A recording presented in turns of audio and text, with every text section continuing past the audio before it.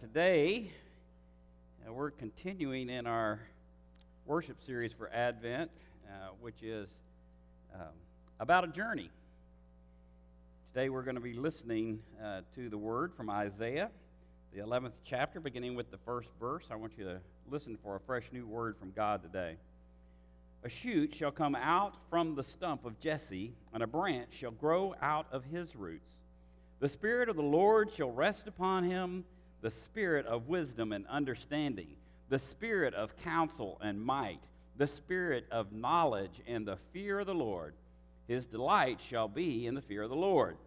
He shall not judge by what his eyes sees, or decide by what his ears hear. But his righteousness he shall judge the poor, and decide with equity for the meek of the earth. He shall strike the earth with the rod of his mouth, and with the breath of his lips he shall kill the wicked. Righteousness shall be the belt around his waist, and faithfulness the belt around his loins. The wolf shall lie down with the lamb, the leopard shall lie down with the kid, the calf and the lion and the fatling together, and a little child shall lead them. The cow and the bear shall graze, their young shall lie down together, and the lion shall eat straw like the ox. The nursing child shall play over the hole of the asp, and the weaned child shall put its hand on the adder's den.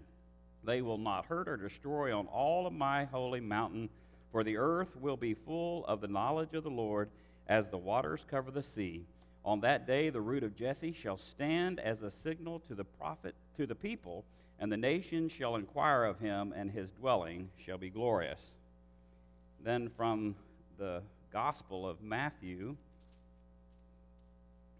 also in the 11th chapter, beginning with the second verse. When John heard in prison that what the Messiah was doing, he sent word by his disciples and said to him, "Are you the one who is to come, or are we to wait for another?" Jesus answered him, "Go and tell John what you hear and see. The blind shall receive their sight, the lame walk, the lepers are cleansed, the deaf hear, the dead are raised, and the poor have good news brought to them. And blessed is everyone who takes no offense at me." As they went away, Jesus began to speak to the crowd about John. "What did you go out into the wilderness to look at? A reed shaken by the wind? What then did you go out and see? Someone dressed in a soft robe? Look, those who wear soft robes are in royal palaces. What then did you go out to see? A prophet? Yes, I tell you, and more than a prophet. This is the one about whom it is written, 'See, I am sending my messenger ahead of you, who will prepare your way before you.' Truly I tell you, among those born of women, no one has arisen greater than John the Baptist, yet the least in the kingdom of heaven is greater than he." This is the word of the Lord. Thanks be to God. You may be seated. Okay, so I have to ask a context question. Who of you know who Marie Kondo is? My wife. Okay. There you go. So I guess I'm going to have to give you a little context.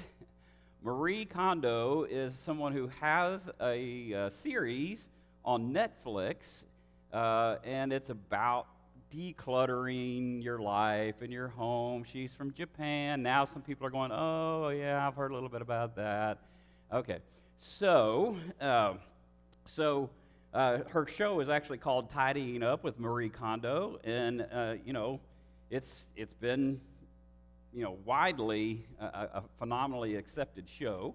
And so what she does, I'm just going to give you the sort of tiny bit basics, is she says pile everything you own in the middle of your room. Like if you're going through your clothes, you pile them all on one bed. Everything you own, take it out of every closet, even the one that's in the guest room, all those other places, and you pile all of them together, and then you go through them and you ask this question: does this spark joy?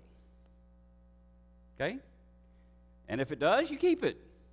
And if you don't, you donate it or maybe even trash it, right? So this idea is that if it doesn't bring you joy, you let it go. Now, she also says, that I think is important, is that she says that when you give something up, you thank it for its service. Okay? And that's an important part of what she does. Because what she does, and I think this is a wonderful thing, she puts joy alongside of gratitude. Right? You see how that works? Even though it's not bringing you joy anymore, some things, maybe some things never did, but most things probably did at some point or you wouldn't own them, right? So you have gratitude. So the third Sunday of Advent is called Gaudete Sunday. Anybody ever heard that word? Okay, that's good. That's a Latin word, so you don't speak Latin. That's okay. But it comes from, guess where? The Roman Catholic Church, which used to do all their services in Latin, and this was actually the first word of the introit for the Mass for today in Latin. Translated, what that introit says is, rejoice in the Lord always. Again, I say rejoice. Indeed, the Lord is near. All right? So, during Advent, the other purple candles represent prayer and penance and preparation. They're purple. The pink candle represents joy. And it's very important that it's actually the third week, because it's past the midway point where if you have been in a penitent mood for Advent, you say, I'm done with that. Let's have joy. Y'all get how that works? All right? So, and the truth is, we Protestants particularly would rather lean on our joy side than we would our penitent side, wouldn't we? I mean, if we're trying to attract people to church and get them to come and to join us, we're not going to, talk so much about penance. We're going to talk a whole lot more about what brings us joy and what's fun and how we work as Christians. And so the truth is that the third week of Advent, this, of course, introit comes from Paul's letter to the Philippians and says, we're about joy. That I say to you, rejoice in the Lord. And the words, because he is near. The Lord is near. See, we're past halfway. We're getting to the place where we're getting to the point where he's going to show up in that manger that we're all expecting here in a couple of weeks, right? It's the 15th of day, so actually 10 days from now, right?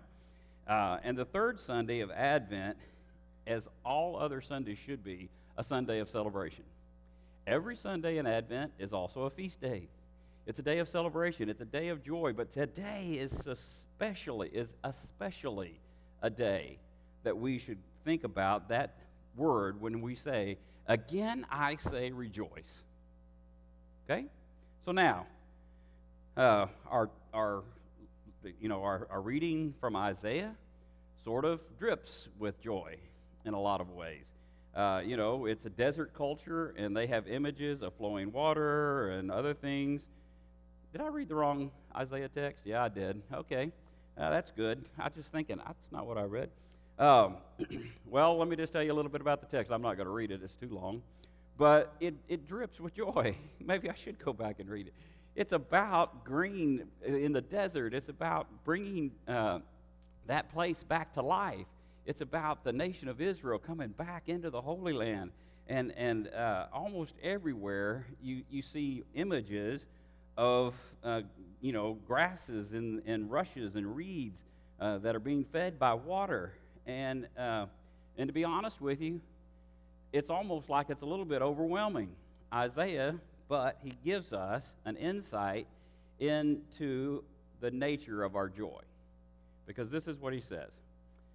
It helps us to do that in the presence of others. Okay?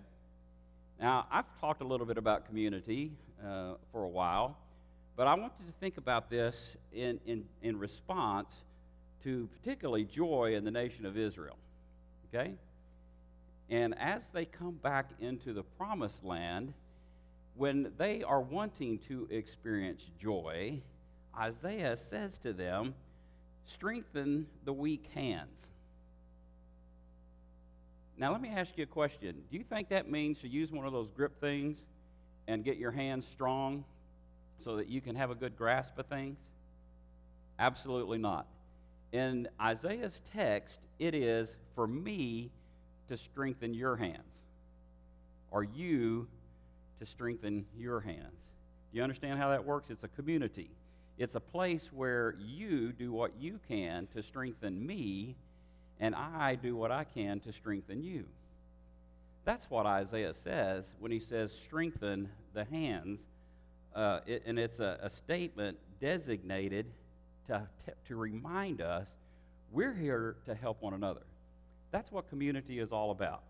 I think that's what the Smash Booking event will be about on Saturday. It's about us helping one another. It'll be what the service is on Sunday night, where we come together and say to ourselves, here's something that's been bothering me. I would love to be able to give it over to the Lord, but I might need your help to do that. And we stand together. And it's an imperative. This word is in the Hebrew, to get out and help one another. It's not a suggestion. It's not a, hey, this would be good. This is written in imperative language, that you should strengthen the hand of others. All right? So where does joy come from in Isaiah? Well, it comes from the fact that we have community around us that can help us. Now, let me ask you a question. Have you experienced that kind of thing in this community, where somebody has strengthened you, where somebody has maybe literally, maybe figuratively, taken you by the hand and offered some strength to you when you needed it? My hope is that almost every one of you could kind of nod your head and say yes. You know, it's happened in so many different ways in so many different places in this church over the last, I've only been here a year and a half, but I know that, let me just say, starting with Harvey, I'm pretty familiar with this church because my friend Michael was here, and I know what you did. And I'm going to tell you, you took a lot of people by the hand. We took a lot of people by the hand, even in both times we were less affected than our friends. And we took them by the hand, and we said, let us strengthen you. We did it with Imelda. We took flood buckets. We took supplies. We took things to Finette and down, where they were more affected than we were. And it's that healing comes from sharing of joy. That's what I believe Isaiah is telling us. That healing comes from there. Isaiah didn't say go and heal people. He didn't say go out and heal people. What he said was go and build them up, and then healing will happen. Do you believe that to be true? Do you believe that to be the economy of God? That when we go and we build up one another, healing happens? Sure you do. I'm fully convinced that you do, and I've seen evidence of it. So now we get out of Isaiah and we run to this text in the Gospel of Matthew about good old John. And you think to yourself, well, didn't anybody tell John the Baptist this was the Sunday about joy? He doesn't seem to say much about joy here. Perhaps, maybe we're not seeing it exactly the way it should be seen. But I want you to think about something. That Matthew doesn't pull any punches about John's place at that time. And I want you just to think about this for a minute.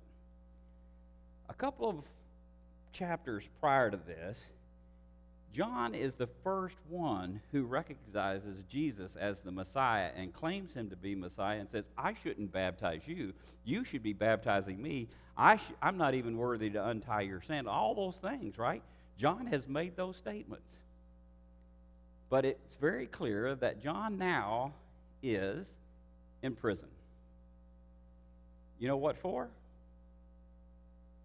Saying a little something he shouldn't have said. Telling the truth to power. Saying something that somebody needed to hear but didn't want to hear and happened to be the king. maybe not a smart move. You don't, if you're going to make somebody mad, maybe it ought not be the key if you want to stay out of prison. But John's in prison, and I want you to think about this. If he'd gone too far, if he had taken the risk and he had gone too far, and he spoke out against bad behavior in people who are obviously engaging in bad behavior, but happens to be in power, and if he is being punished for that, do you think that sometimes causes a little weakness in our heart? We're sitting in prison for doing the right thing. And can you see, some people, there's scholars who say two sides of this. He's simply asking this question of the Messiah so his disciples will know, because he does. Now, that's one way to think about it, right? But I also am very easily to think about this idea, if I'm sitting in prison for doing the right thing, my little mind might be going like, well, was I right? Have you ever had those thoughts where you just said, wait a minute, I really felt like this was the right thing to do, but you start to question in your mind, and he's languishing in prison, and he sends out his still faithful disciples to go out and ask Jesus, are you the one, or should we wait for somebody else? Are you the one who is to come? And the truth is, he knew we couldn't wait. He needed to know. And Matthew doesn't tell us if his disciples go back and tell him anything. We assume that he did. Obviously, they did. But we hope that they did. And what they brought back to John, if they did, was, you go and tell John what you hear. Watch, the reign of God is breaking out here. Listen for the sounds of laughter. Listen for the visions of hope. Look for the voiceless to have a voice. Look for the broken to be dancing. Look for all those kind of things, because you know what? If you come and see Jesus, that's what you're going to see. You see the blind see, the deaf hear, the lame walk. And I have to tell you, I'm just imagining that if I've been blind and I can see, I understand joy. I don't know if you've ever seen any of those clips where something like that happens. You got what are those implants they put in there so that the deaf can hear? Somebody give me help. Yeah, that. All right. Have you seen any of those videos where their eyes just like light up? Is that the definition of joy? The lame walk? I'm sure you've seen pictures where somebody who's been told they're never going to walk again, and they work hard and they do things and they take that first step, and their whole countenance just changes. Listen, either way, whether he was just wanting his disciples to understand that, John, or whether he really was having a moment, what did the answer Jesus said give him? Look at the word on the wall, joy. These things bring joy. And I don't do this terribly often, but I'm going to quote Karl Barth. Anybody know who Karl Barth is? He's a theologian from way back. And he has a replica of an altarpiece that's in his office that has John the Baptist at the cross, barefooted, in his camel get up, right? And he's pointing a bony finger at Jesus on the cross. And this is what Karl Barth says. He says, true discipleship is simply to point to all that God has done for us in Christ. You think about that. Now, I'm not saying that's the only thing I'm going to ask you to do in your Christian life, but what if you boiled it down to that? What if you did sort of what Karl Barth was suggesting here for a minute and just boiled it down to this, that you could point to Jesus Christ and say that this points to all that Christ has done for us. It includes the hearing, the deaf people hearing, the blind people seeing, the deaf people being able to speak, the lame being able to walk, us who have been given a diagnosis that we didn't want to hear, us who lost a job, us who lost a relationship, us who, I don't know, name another thing that's, been that place in your life where you've had just something click in your brain and said, is this all real? Is this really true? And looking for joy in the pointing to Jesus and saying, all of that is accomplished in Jesus Christ. Looking for joy this Sunday doesn't mean that we ignore the bad stuff, right? We don't ignore it. We don't ignore all that's wrong in the world, but it does mean that we're paying attention to what is right. Listen, friends, if this was 4 weeks of penance, Advent would be a whole different place. But in the midst of it, we stop and we say, okay, there are bad things going on in the world, but Jesus Christ has conquered those things, and there is joy.